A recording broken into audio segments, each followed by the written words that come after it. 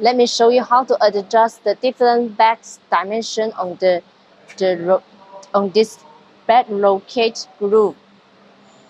At first, you can see this is the bigger pouch, and when we want to use the smaller pouch, the first step you need to change by this double-sided handle to loosening it and press it to get the back width same with the rack like this. And after the width, we adjust well and fasten this handle.